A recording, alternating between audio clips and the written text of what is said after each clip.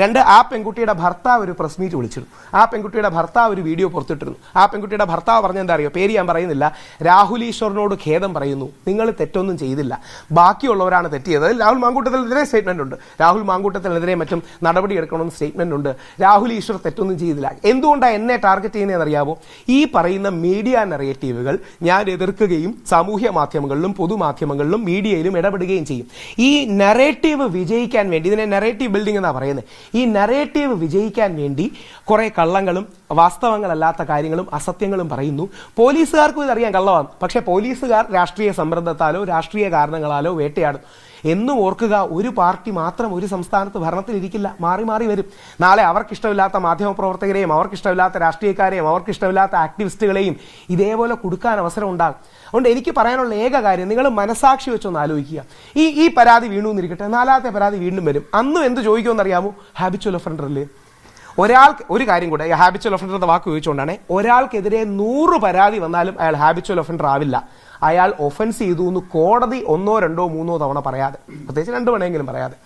അതായത് ഒരാൾക്കെതിരെ 100 പരാതി വന്നാലും അയാൾ ഹാബിച്വൽ ഒഫൻഡർ ആവില്ല.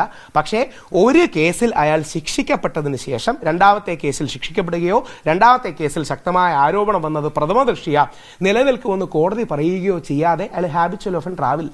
ഇപ്പൊ ഉദാഹരണവും ഞാൻ നേരത്തെ ചോദിച്ചു തന്നെയാണ്, ഇത് കോടതി പറയാണ് രാഹുൽ മാങ്കൂട്ടത്തിൽ തെറ്റാണ്, തെറ്റുകാരനാണ്, അല്ലെങ്കിൽ കണ്ടെത്തിയിരിക്കുന്നു, ഇത് തെറ്റ് തന്നെയാണ്, ശക്തമായി രാഹുൽ മാങ്കൂട്ടത്തിനെ തള്ളിപ്പറയും. ശക്തമായി രാഹുൽ മാങ്കൂട്ടത്തിനെ തള്ളിപ്പറയുന്നു മാത്രമല്ല, ഇപ്പൊ ഉദാഹരണം ഞാൻ പറയാം. ആ പരാതിക്കാരിയുടെ ഭർത്താവ് വിളിച്ച കേസിൽ ഞാൻ രാഹുൽ മാങ്കൂട്ടത്തിനോടൊപ്പമല്ല, പരാതിക്കാരിയുടെ ഭർത്താവിനോടൊപ്പമാണ്. ഞാൻ അത് പരസ്യമായി പലതവണ പറയുകയും ചെയ്തു. കാര്യം ആ പയ്യനാണ് യഥാർത്ഥത്തിൽ ഇതിലെ ഇര, അതിജീവിതൻ. അവന്റെ ഒരു തെറ്റും ചെയ്യാതെ അവന്റെ ജീവിതം നശിക്കുകയാണ്. ആ കേസ് കണ്ടു കാണും.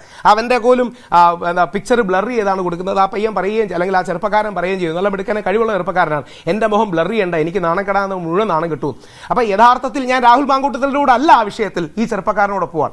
പക്ഷേ ഇപ്പം എന്നോട് ചോദിച്ചു, രാഹുൽ മാങ്കൂട്ടത്തിനെതിരെ നാളെ കോടതി പരാമർശമോ അല്ലെങ്കിൽ കോടതി ഇത് നിലനിൽക്കുമെന്നോ കോടതി കുറ്റക്കാരനോ ചോദിച്ചാൽ രാഹുൽ മാങ്കൂട്ടത്തിൽ തള്ളിപ്പറയും. തന്ത്രിക്കെതിരെ നാളെ കോടതി പരാമർശം വന്നാൽ കോടതി തെറ്റുകാരനെന്ന് പറഞ്ഞാൽ തള്ളിപ്പറയും. തിരിച്ചൊരു കാര്യം, ഈ പരാതിയിലെങ്കിലും രാഹുൽ മാങ്കൂട്ടത്തിനെതിരെ പരാതി നിലനിൽക്കില്ല എന്ന് പറഞ്ഞാൽ, നിരപരാധിയാണെന്ന് കോടതി പറയില്ല, കാര്യം അത് കോടതിയുടെ ഭാഷയല്ല.